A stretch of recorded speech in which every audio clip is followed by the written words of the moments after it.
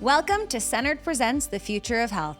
Join me, Christina Waleka, along with Dr. Molly Brown, as we dive deep into the world of brain-based wellness. In each episode, we will explore cutting-edge insights and practical techniques that empower you to achieve optimal health and super high-energy living. Tune in and start your journey toward a healthier, more vibrant you. Welcome back to Centered Presents The Future of Health. I'm Christina Waleka. And I'm Dr. Molly Brown. And on today's episode, we are talking about long COVID symptoms and autoimmune. And when we talk about long COVID symptoms, obviously like extreme tiredness, feeling short of breath, dizziness, problems with memory, joint pain. And we are joined in a little bit by a very special guest who you would never know suffered from any of this after kind of engaging in this work. But Jamie Helgeson has a story where, for such a young, vibrant girl, Molly, if you want to talk a little bit about her case. Yeah.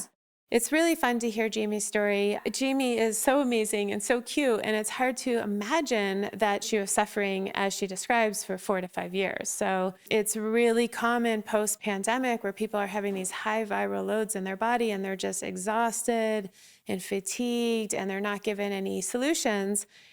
And beyond that, mentally they feel isolated, they feel angry, fearful, and there is a QNRT reset that lifts the high viral load off the body so that the immune system can start functioning properly. And we see quick turnarounds where people can regain their energy and, really go back to living their lives. Well, it was so interesting and obviously this is from the CDC, but women are more likely to have kind of long COVID or autoimmune. And then the age group that it kind of targets is anywhere from like 35 to 49. That seems so young. Yeah. So please help us by welcoming Jamie Helgeson. Jamie, welcome to Centered Presents The Future of Health. If you wouldn't mind, can you please share with us a little bit about your health journey and your kind of experience with long COVID? Yeah. First of all, thank you for having me. It's been a long road. I am 31 and like 4 years ago, I got COVID and then I got it probably 4 times. Ended up with long COVID, and then it sparked an autoimmune condition. And I've been diagnosed with probably 7 different things by this point that are all semi-related, right?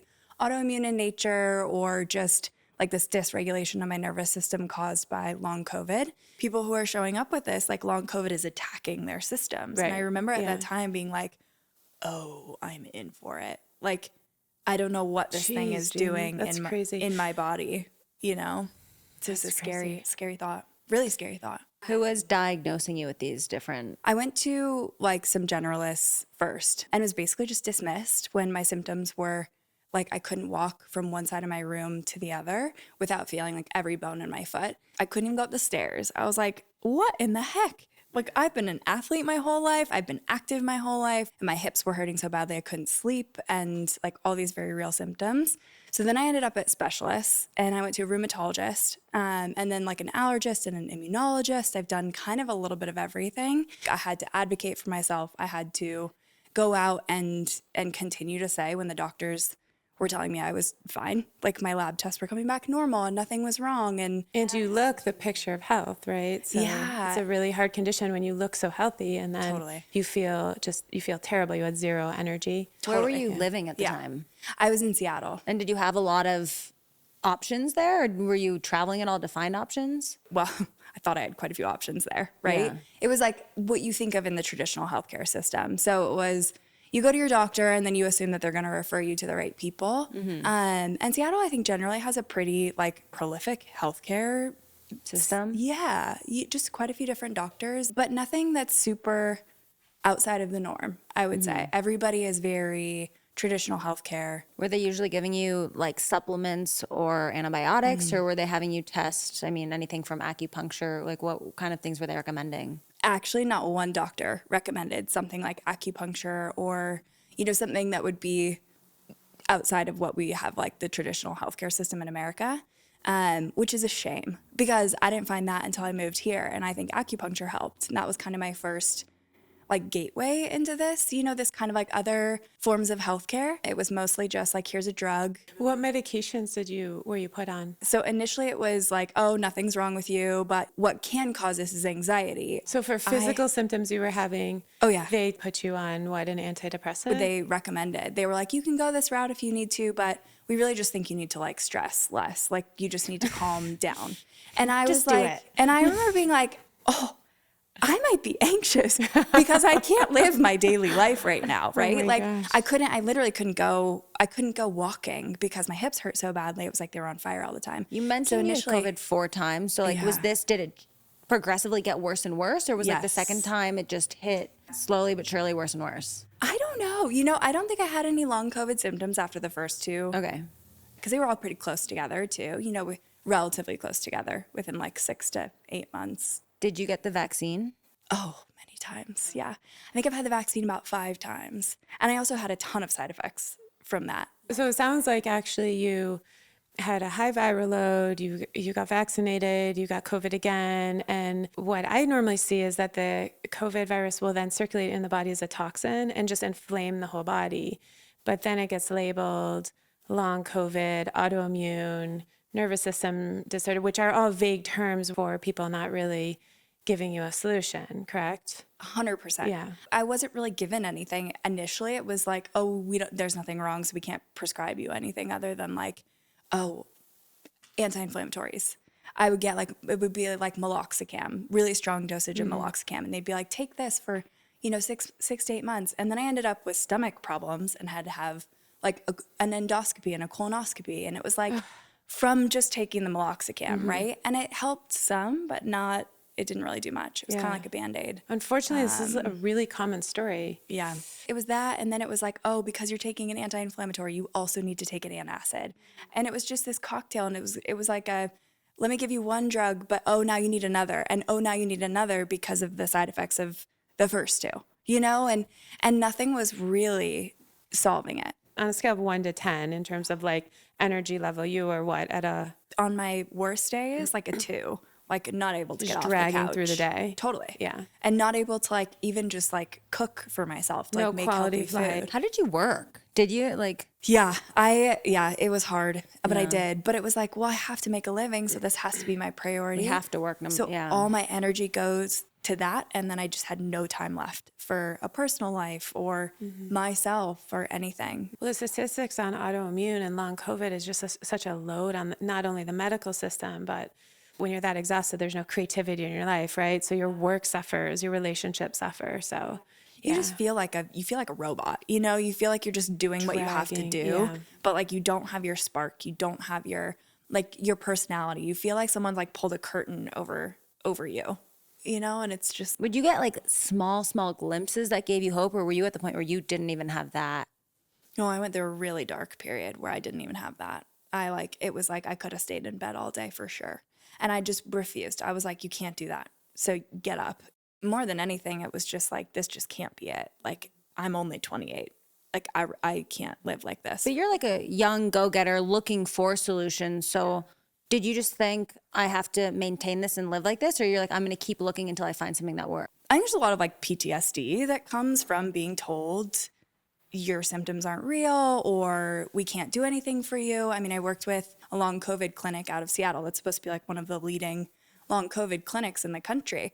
And every appointment, I'm like, yeah, this is what I've got going on. And I'm on low dose naltrexone, that's like their solution for it. And she was like, yeah, so sorry. Like, we just don't have anything new for you right now. No solutions. No solutions. Yeah. I just refused to accept it. I was like, this can't be it. So then you're on a worsening decline of health. Totally. Until fast forward at the end of those 4 years, where were you? Yeah.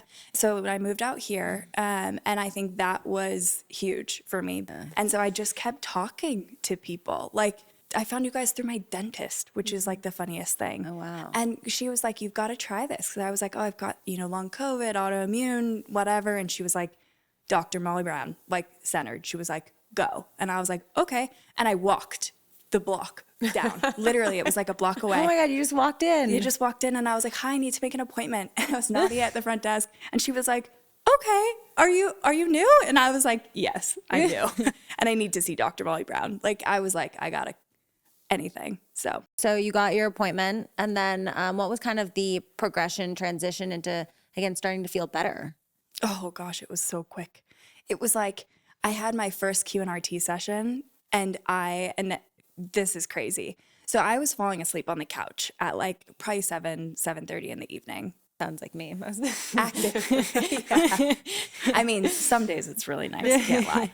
But every day that's exhausting. Yeah. Like you're like, okay, so I have this many hours in my day, right? And I have to work a full day. And then I also have to like feed myself healthy food and get exercise and take care of my dog and take care of my, and you're like, I only have 2.5 hours to do that every day. So I was just like so sick and so tired all day long. And I went in for my first QNRT session, and I remember being like, what is this? Like, I've never heard of this in my life. And afterwards, I left, and I was like, whoa, I think I feel more energy. And that night, I like cooked dinner. I was awake. I was doing things. I was cleaning the house until like 9:30 because I was like, I have to capitalize on this. I was like, I have so much energy. Like I have to take advantage of this, And then like we crawled in bed and I remember I was like chatting my boyfriend's ear off, and he was like, you are so awake right now. Like this is crazy. Like you have so much energy. So it was just really nice. It was like, oh my gosh, if this is how it is, and that's how it's been after every single appointment. What we did with you was a neurologically based immune reset.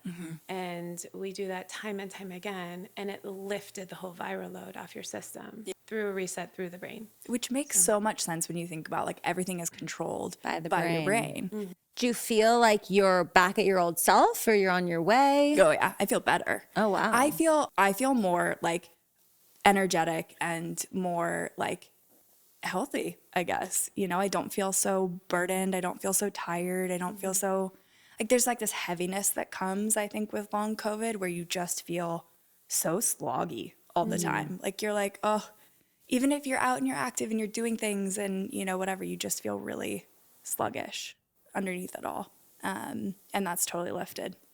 Wow. We're so happy to hear that. Yeah, these are the types of stories we hear over and over and over. And it is not a problem with the neurologically based work to immediately pinpoint it and clear it. It's just amazing. It blows my mind every time. I remember I literally got off the phone. My dad has autoimmune, whatever, too. And I called him immediately. And I was like, Dad, I found the solution. I was like, you gotta come. I was like, I swear to you, like she says, like 1 or 2 sessions and she's gonna clear my long COVID. And he was like, come on. He was like, you're kidding. And I was like, no, I'm not. And I was laughing and I was like, yeah, and they do all these other treatments and I'm going to do them all. And he was like, really? And I was like, yeah. I was like, take all my money. I was like, I don't even care. I was like, if you can fix me, like, do you know how much money I've spent in the traditional healthcare system on things that don't work? Actually, it's a good point. Yeah. Like, you've probably saved a lot of money. Oh, I've saved a lot of money. And you've saved years, decades, maybe. Yeah. You were the first doctor I ever went to that was like, oh yeah, we can solve that. Not like, oh, we can manage this together. Let's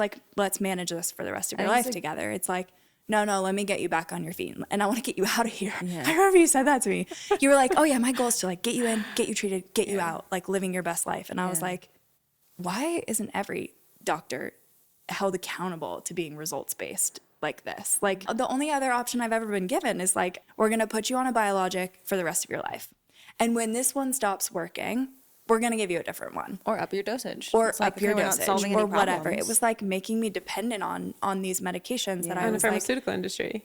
Totally. And then on top of that too, you're like, well, what's this going to do to me? Like, why is our healthcare system set up to just manage? I think that's a good point. The healthcare system needs to change their viewpoint from like, how do we manage this problem to how do we actually like solve these problems and get 100%. People better than they were before. Couldn't agree more. Yeah. Especially that knowing it's possible. Because I get if you think it's just not possible, then it's like, okay, management is your next best option. Absolutely. But it is possible. I think that is the problem. A lot of people don't know. They don't see we get these results every day and, and so we know it's possible. And we know what the solutions are. And I don't think people see that ever. They have no solutions. And so that's why we're on such a mission to spread the work and the results-oriented approach and the confidence that we can handle things and we can clear them quickly and people can be happy and contribute positively in their lives. Yeah. After 4 years, right, of crawling through the days, what are you so excited for now? I mean, truly everything. Like the big stuff where it's like, you go and you get to be active and you feel your best. Like I remember after it was the first, I think it was a couple like Live O2 sessions, and I went hiking, and it was a hard hike, and I felt so much better. I was like, oh, I'm breathing better, I feel better. So just having that, in terms of all the activities around here that I love to do, but then also coming home and not being so exhausted from that, that it's like you choose in your day between doing something active or being productive and getting the stuff that you need to get done. So I think just being able to do it all, like, and feel it all and live it all, and not have the question in my mind of like, oh, can I make this plan? Like, am I going to feel good on this day? I don't know. Like, I don't want to be a flake. I don't want to cancel, but I also am not sure how I'm going to feel, like wake up feeling. To have that be gone is so freeing. But you seem full of energy now. So. I am. And it feels so good. Yeah, that's amazing. So good. In terms of like giving advice to people or someone who's going through your same journey or same struggles, what kind of tips would you give them instantly and kind of long term? That's a good one. The way the healthcare system is set up, like the traditional healthcare system is set up, is this like external source of knowledge, right? Like someone else knows better about your body and your symptoms and your experience than you do. And I think in a lot of cases that might be true. Like in this case, I think that's so true. But I think in that case, when you have been living in your body day in, day out, you know what your symptoms are, you know what you're experiencing. You go to a doctor, and a doctor listens to you for 15 minutes, runs a few tests, and then is like, oh, everything came back normal. And you're left with nothing. Like you're not left with a next step. You're not told, oh, but here are other things that you could pursue. Because I believe what you're experiencing is real, and like we might not have the answers in this set of tests, but you should continue to pursue this. You're told, you're probably fine, take the stress off and just rest more. And it's like, that's all I feel like I'm doing these days. So I would just say, just don't stop looking for your own like solutions, and don't stop advocating for yourself, and don't stop believing yourself. I think that's the piece that is so hard, because when you're told enough times by people that you respect, right? People who have a ton of training and ton of knowledge and know more than you in this area, like, oh, you're fine. It's nothing. And that we can help you with, you start to wonder, if you're ever going to find a solution, if this is just how you are. I think people can feel so much better and they just don't even realize it because, again, they don't know. They're being told by people who are experts in their field, like, this is it. I know what I'm doing. Listen to me. And it's like, okay, but I have a gut feeling. Again, we always go back to like, listen to your gut, because we know our bodies, or at least how they feel, better than anyone else. So like, listen to your gut and keep looking. Yes. That was the only thing that kept me going. I was like, no, I just don't, this isn't me. Like, I don't believe that this is what I have to settle for. So yeah, it's important. Like, it's important that people are aware that this exists and that there's another option, because I think so much of what people are able to pursue is based on what they're exposed to and what they're at least made aware of. And I hope with this that more people like hear about this and are able to like start feeling better, because they really deserve the relief. And so many people are so sick that it's a huge opportunity to be open to empowering and creative solutions that will solve your problems and not just be managed by the pharmaceutical companies and medications. I hope so. I think it's a huge opportunity. Yeah. Well, Jamie, thank you so much for joining us and putting your story out there and helping us try to share kind of the solutions and, again, similar cases to you, help people feeling their best. Thank you for having me. Yeah. We hope to see you again soon, and we're so happy you're doing so well. Me too. Me too. Would you ever have believed that she was basically on bed rest for 4 years? No, she's amazing. So I'm so excited for her for everything that she wants to do. Yeah, she's so vibrant and full of life, and she's so excited to like get out there and kind of get that time back. Yeah, but it is, it's a common story, and it's so frustrating how there's, you're kind of given the runaround with actual, true debilitating symptoms, and just the loss of, quality of life and loss of time more than anything, right? I loved how she knew to keep going. She was like, I know that I can be better than this, and I'm going to keep trying until I get back to where I was. Yeah. And it's similar to how I felt when I found this work. It's kind of the work you've wanted to find your entire life, right? It connects emotions and consciousness and the brain to the body, and it makes your body feel better and your energy lifts. And the work is so comprehensive, and it's really amazing time and time again to see those types of results. Why don't we talk a little bit about kind of what tools and modalities and techniques you use to help resolve decay similar to Jamie's? Jamie's was literally one QNRT session. Like she's like, it was one I'm better. I went on vacation for 2 weeks and I came back and she was better.